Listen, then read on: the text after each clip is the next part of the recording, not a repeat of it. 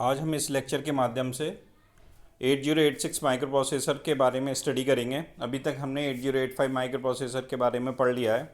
तो ये 8085 जो माइक्रो प्रोसेसर है वो 8086 जो माइक्रो प्रोसेसर है वो 8085 माइक्रो प्रोसेसर का एक्सटेंडेड वर्जन है।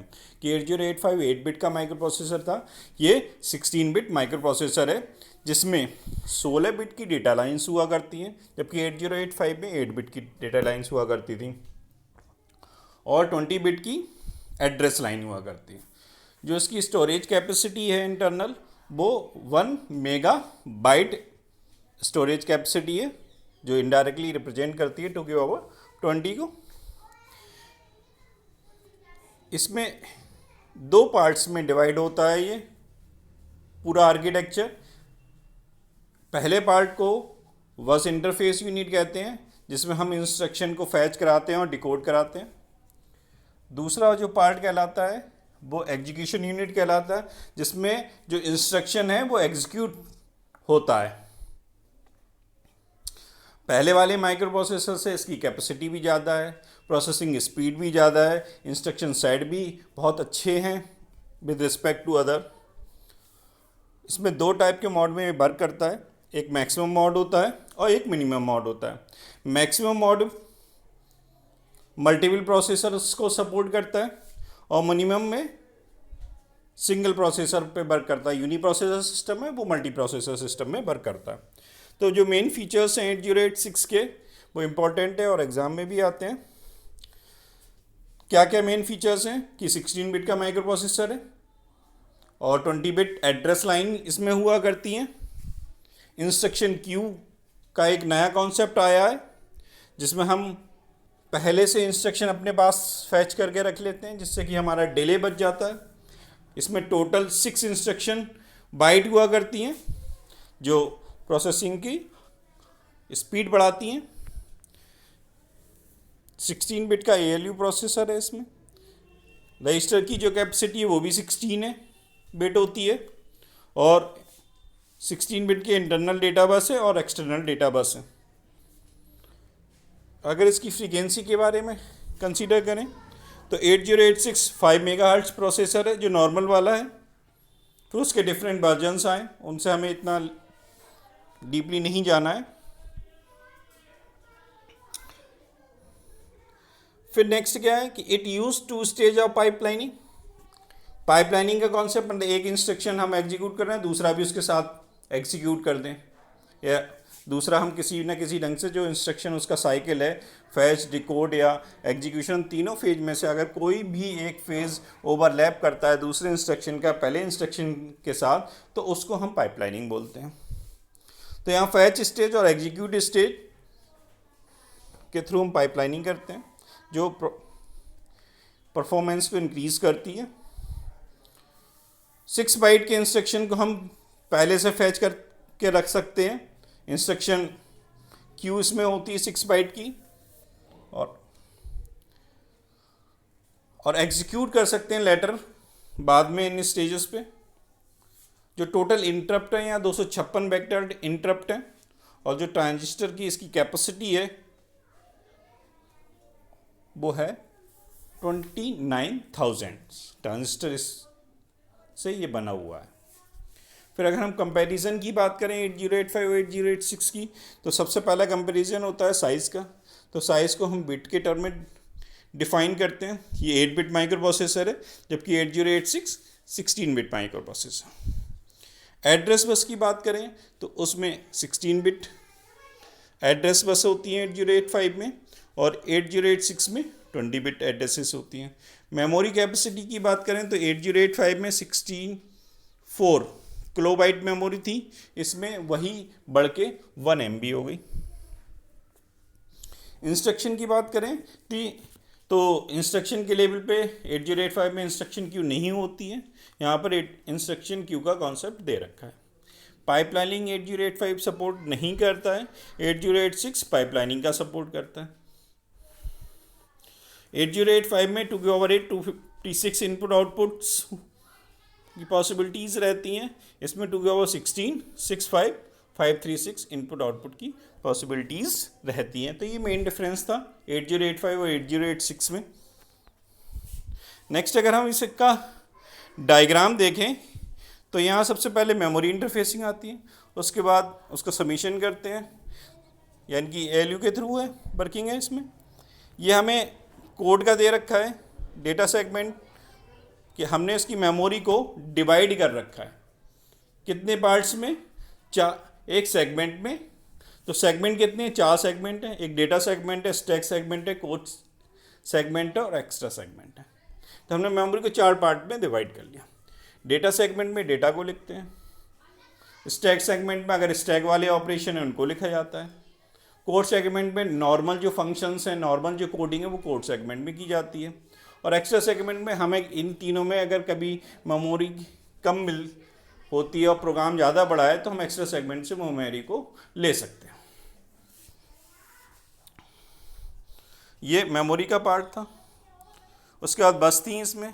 नेक्स्ट ये इंस्ट्रक्शन क्यू दे रखी है 6 बाइट की, 1 2 3 4 5 6। तो ये पहला पार्ट था इसका, जिसको हम कहते हैं बस इंटरफेस यूनिट, VIU। ये पहला आर्किटेक्चर का पहला ब्लॉक था। उसी के साथ में दूसरा ब्लॉक यहाँ पे अटैच है, EU एग्जीक्यूशन यूनिट, यानी कि सिंगल आर्किटेक्चर में 2 पार्ट में हमने इसको डिफाइन कर रखा है। एग्जीक्यूशन यूनिट क्या कंसिस्ट करती है? रजिस्टर्स को कंसिस्ट करती है, जनरल पर्पस रजिस्टर्स जो हमारे पास हैं। अर्थमेटिकल लॉजिकल यूनिट को कंसीडर करती है, उसके रिस्पेक्टिवली फ्लैग्स हुआ करते हैं और ऑपरेंड्स हुआ करते हैं। तो ये 2 था, इसको हम नेक्स्ट फर्दर अच्छे ढंग से स्टडी करेंगे। तो सबसे पहले आता है कि 8086 माइक्रो प्रोसेसर को 2 पार्ट में डिवाइड, फंक्शनल यूनिट में डिवाइड किया गया है। पहली एग्जीक्यूशन यूनिट है, दूसरी बस इंटरफेस यूनिट है। Execution unit give instruction to BIU stating from where the fetch the data and then decode and execute those instruction। तो एग्जीक्यूशन यूनिट क्या करती है? BIU से इंटरफेसिंग करती है और BIU की हेल्प से वो फैचिंग कराती है, इंस्ट्रक्शन को डिकोड कराती है, वही जो हम पहले बता रहे थे। तो कंट्रोल करती है ऑपरेशन का डेटा पे, डिकोड करती है और ALU को भेज देती है। U has no direct connection with the system bus, कि EU का एग्जीक्यूशन यूनिट का कोई डायरेक्ट कनेक्शन नहीं होता है बस इसमें, जो कि हमने फिगर में शो कर रखा है, देख सकते हैं। कोई भी डायरेक्ट कनेक्शन नहीं है यहाँ पर EU का बस इस पे।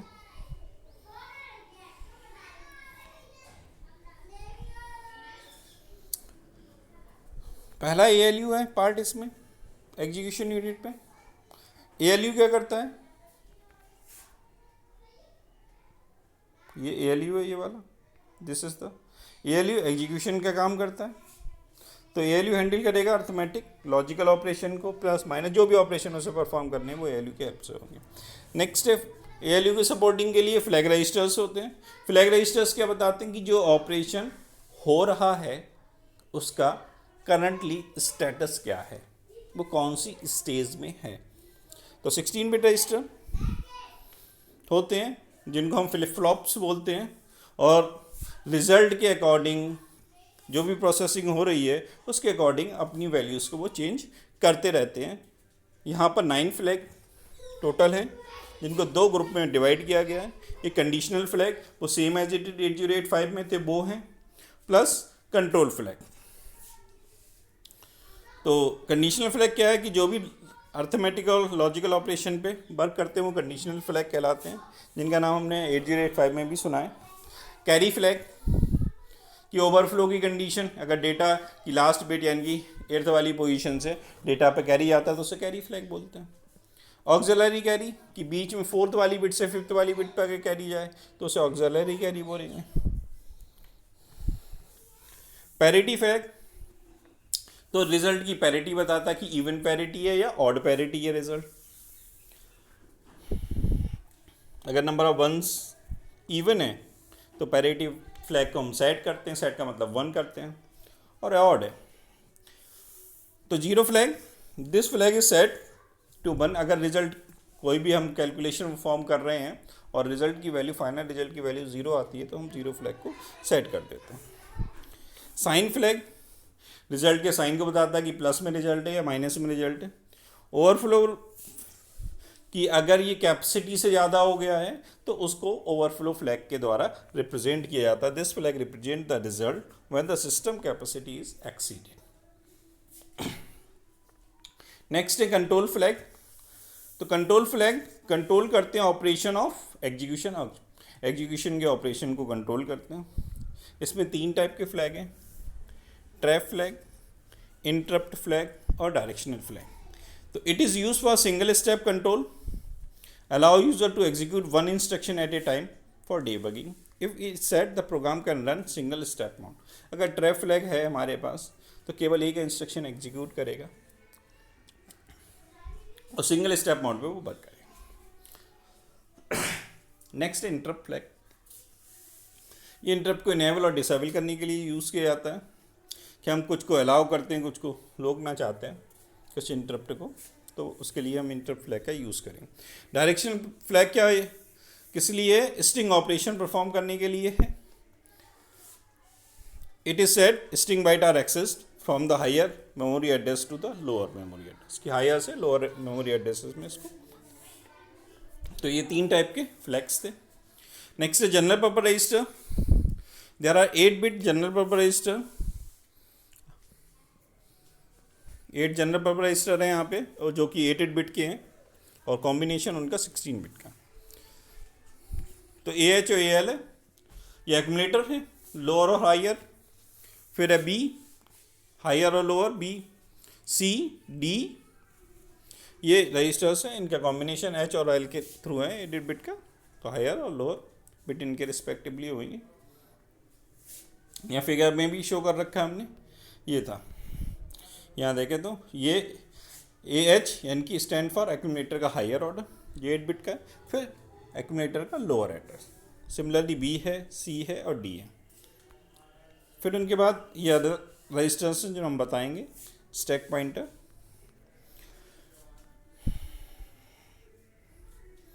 फिर जनरल पर्पस रजिस्टर्स हमने बता ही दिया। AX registers, it is also known as accumulator register, use to store the operand for arithmetic operation. Arithmetic operation जो भी परफॉर्म होने हैं वो बिना एक्यूमुलेटर की हेल्प से नहीं हो सकता। BX रजिस्टर क्या है? बेस रजिस्टर कहलाता है, और ये किसी भी मेमोरी के बेस एड्रेस को कंसिस्ट करता है। जहाँ पे भी इंस्ट्रक्शन लिखा हुआ है उसके बेस एड्रेस को ये कंसिस्ट करेगा, जिसके पे हम इफेक्टिव एड्रेस यानी कि उसका ओरिजिनल मेमोरी लोकेशन को आइडेंटिफाई करते हैं।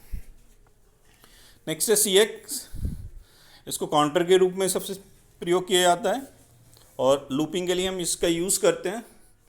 नेक्स्ट DX रजिस्टर, ये होल्ड करता है इनपुट आउटपुट एड्रेसेस को फॉर इनपुट आउटपुट इंस्ट्रक्शन के रिस्पेक्टिवली। फिर नेक्स्ट आता है रजिस्टर स्टैक पॉइंटर रजिस्टर, ये 16 बिट का रजिस्टर है, और हमने 8085 में भी स्टैक पॉइंटर पढ़ा है कि ये क्या करता है कि होल्ड करता है addresses from the start of the segment to the memory location where the word was most recently stored in stack. मतलब ये है कि स्टैक की टॉप मोस्ट लोकेशन जहाँ पे भरी हुई है उसके एड्रेस को स्टैक पॉइंटर के द्वारा इंडिकेट किया जाता है। नेक्स्ट यूनिट आती है कि ये एग्जीक्यूशन यूनिट का पार्ट था जिसमें रजिस्टर्स थे हमारे, ALU था, ALU के रिस्पेक्टिव फ्लैग्स थे, और जो भी हमें ऑपरेशन परफॉर्म करने थे उन वो थे। नेक्स्ट है बस इंटरफेस यूनिट। बस इंटरफेस यूनिट का काम क्या है कि डेटा को लेना और पहुंचाना। तो BIU take care of all data, सारे डेटा पे का केयर करती है, और एड्रेसेस ट्रांसफर ऑन ए बस from EU, like sending the address को सेंड करना, वहाँ से इंस्ट्रक्शन को लेके आना, रीड करना डेटा को, चाहे वो मेमोरी लोकेशन हो, चाहे कोई डिवाइस अटैच हुई है उस पोर्ट से डेटा को रीड करना, ये सारा काम बस इंटरफेस यूनिट का है। इसको भी हमने 2 पार्ट्स में कर रखा है। एक इंस्ट्रक्शन क्यू थी जो 6 बाइट की थी, इनके हम 6 इंस्ट्रक्शन एक बार में रख सकते हैं क्यू में। Is ready for next instruction that simply read the instruction from the this instruction queue resulting increase the execution. क्या है कि जो भी एग्जीक्यूशन करना है उसे इंस्ट्रक्शन क्यू से हम पास करते रहेंगे। जैसे कि हमारा मेल बॉक्स होता है, मेल में क्या है कि जैसे हम मेल ऑन करते हैं हमारे पास 10 नए मेल आ जाते हैं, तो वो क्यू में थे, जैसे हमने ओपन किया उसमें से फिर हम एक एक करके उनको रीड आउट करते हैं। वही चीज़ यहाँ कि पहले से 6 इंस्ट्रक्शन आ चुके हैं, वो एक एक करके एग्जीक्यूट करता रहेगा। तो इसमें क्या फ़ायदा होता है कि एक इंस्ट्रक्शन एग्जीक्यूट कर रहा है एग्जीक्यूशन यूनिट, उस टाइम ड्यूरेशन में बस इंटरफेस यूनिट दूसरे इंस्ट्रक्शन को प्रोसेस कर लेती है, यानी कि 2 इंस्ट्रक्शन हमारे एट ए टाइम वर्क कर रहे हैं। लेकिन वहाँ क्या था 8085 में, केवल एक इंस्ट्रक्शन या तो वो एग्जीक्यूट करेगा या फिर फैच करके लाएगा। तो यहाँ हमारा डबल काम होता है। फिर नेक्स्ट है सेगमेंट रजिस्टर। तो जो मेमोरी का पार्ट है जहाँ पे हम कोड लिखना है, हम डायरेक्टली स्टार्ट कर दिया करते थे 8085 में प्रोग्राम्स को लिखना है, यहाँ ऐसे नहीं करते हैं। इसका सेक्शंस बनाए हुए हैं कि हमें पहले डेटा डिक्लेयर करना है, तो डेटा डिक्लेयर करेंगे। तो डिक्लेयर करने के लिए हमें सबसे पहले क्या करना पड़ेगा, उसे डेटा सेगमेंट में डिफाइन करना पड़ेगा। जो भी वेरिएबल सम या कांस्टेंट यूज़ करना चाहते हैं उन्हें डेटा सेगमेंट में दोगे। उसके बाद जो प्रोग्राम आपको लिखना है तो वो प्रोग्राम आप कोड सेगमेंट में लिखोगे। उसके बाद अगर हम स्टैक के कोई ऑपरेशन परफॉर्म कर रहे हैं, इंस्ट्रक्शन पुश और पॉप का यूज़ कर रहे हो, तो स्टैक सेगमेंट में लिखोगे। इसके अलावा हमें मेमोरी की ज़रूरत पड़ेगी तो हम उधार ले लेंगे एक्स्ट्रा सेगमेंट से। तो ये था CS, पहला code segment. It is stand for code segment, use for address a memory location in the code segment of the memory where the executive program is store. जहाँ पर हम प्रोग्राम को store कराते हैं वो हमारा कोड सेगमेंट कहलाता है। नेक्स्ट है डेटा सेगमेंट। डेटा सेगमेंट में क्या यूज़ करते हैं, जो डेटा एक्सेस होने वाला है, जो डेटे पे वर्क होने वाला है, वो सारा डेटा डेटा सेगमेंट में रख देते हैं।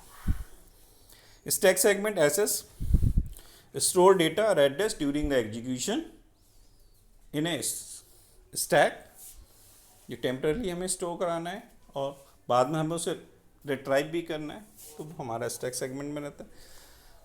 एडिशनल होता है एक्स्ट्रा सेगमेंट, जिसको ज़रूरत होगी वो उसकी हेल्प कर देगा। Instruction pointer, it is a 16-bit register use to hold the address of the next instruction to be execute. जो भी इंस्ट्रक्शन एग्जीक्यूट होने वाला है उसके एड्रेस को इंस्ट्रक्शन पॉइंटर कंटेन करता है। ये था 8085 के रिस्पेक्टिवली 8086 प्रोसेसर। थोड़ा सा डिफरेंस है कि ये मल्टी फंक्शनैलिटी को